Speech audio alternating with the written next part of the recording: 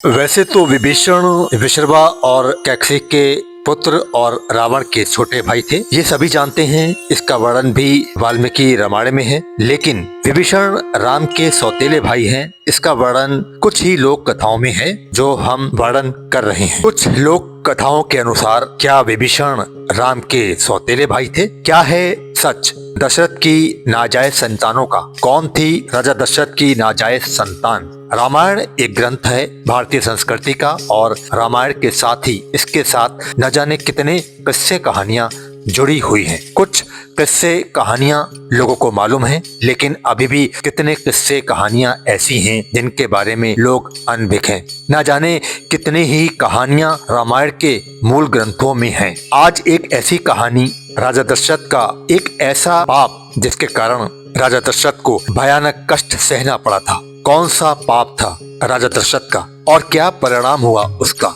रावण सबको मालूम है बहुत ज्ञानी था और उसको ज्योतिष शास्त्र पर अत्यधिक विश्वास था। वो अक्सर अपनी कुंडली दिखाया करता था। एक बार रावण ने ज्योतिषी से अपनी कुंडली दिखवाई तो वो चौंक गया। रावण भी अचंभे में पड़ गया। उसने तुरंत ज्योतिषी से पूछा क्या हुआ? तो ज्योतिषी ने रावण से कहा, कौशल नरेश दशरथ और कौशल्या देवी के पुत्र के हाथों तुम्हारी मृत्यु होने की संभावना है। ये सुनकर रावण क्रोध में आ गया और उसने निर्णय लिया कि दशरथ और देवी कौशल्या का विवाह होने ही नहीं देगा। लेकिन रावण ही राजा दशरथ और देवी कौशल्या के विवाह का कारण बना।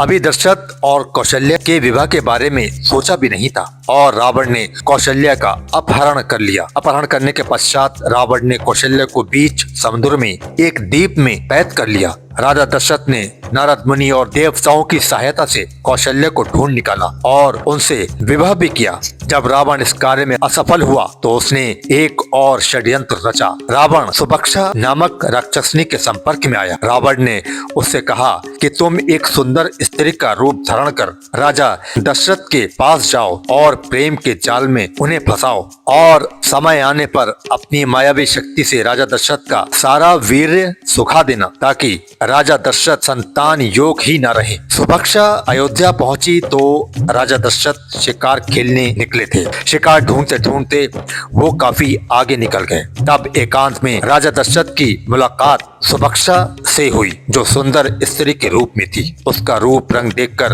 राजा दशरथ उस पर मोहित हो गए।